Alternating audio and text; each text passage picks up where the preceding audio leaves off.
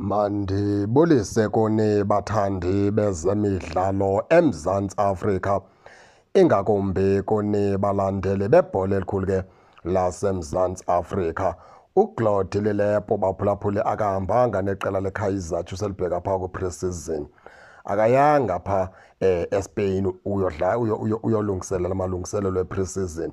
Ikhona ke ividiyo ndandike ndayenza ndaphazama xa ndisithi uhambe neKaizer Chiefs. Hayi, akahambanga neKaizer Chiefs uGlodi Lilepo ulapha eMzantsi Afrika baphulaphuli. Isizathu saloo nto into yokubana ke iKaizer Chiefs ayisithathi isigqibo ncakasana ngemeko kaGlodi Lilepo. Ngoku yonqina ke ukumsa phaa kwi-pre-season aendaphe umqeqeshi omtsha onguDa Cruz emfaka kwiiplans zakhe uLilepo, kanti iKaizer Chiefs isazophinda ithatha isigqibo sokubana iza kumkhulula. Kodwa ke ngokwenkangeleko njengoba izinto zisenzeka ibonakala iKaizer Chiefs iza kumkhulula kuLilepo. uLilepo baphulaphula ufunwa kakhulu lela qela i-AS FAR Rabat yapha eMorocco.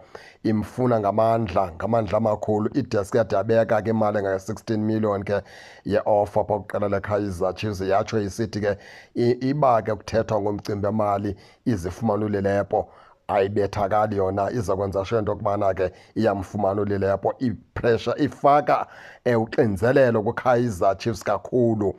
Ayiphumlisanga iKaizer Chiefs, imfuna apha ke uGlodi Lilepo ke laa qela lapha eMorocco kakhulu. Akusililo lodwa ke neqela ke likaRulani phaa limfuna kakhulu uLilepo.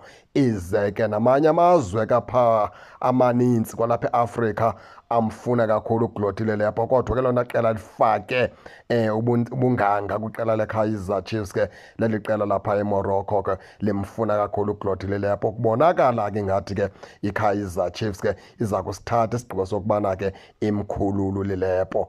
Nangona ke iKaizer Chiefs ke isatshona ngapha nangapha, isajonga izinto ezithize, kona ke amakhosi abonakala into yokubana kuLilepo lo aza kumkhulula. Khumbula ke mphulaphula into yokubana ke uLilepo ngomnye ke wee-players Kaizer Chiefs mime ngazo kwisizini ephelileyo. Ibithi noba ke isebunzimeni afike uLilepo ayikhulule. Ibithi noba ke loo match ithande ukuxaka athi gqi uLilepo ngeegoals zakhe ibe ngu-1-0 ayikhulule iKaizer Chiefs. Asinoyibaleke le nto ethi ke uLilepo ngomnye kwabadlali abathe bayiphakamisa iKaizer Chiefs phaa kwisizini ephelileyo. Kodwa ke akukubanga lo mhlobo, ngoba kaloku bakhona abadlali abafana noVelepai abazotsho bafumane itshance ke ngoku, abafana noMfundo Vilakazi abazotsho bafumane itshance ke ngoku bazibonakalise. Abadlali abafana ke noLuka kaBatman.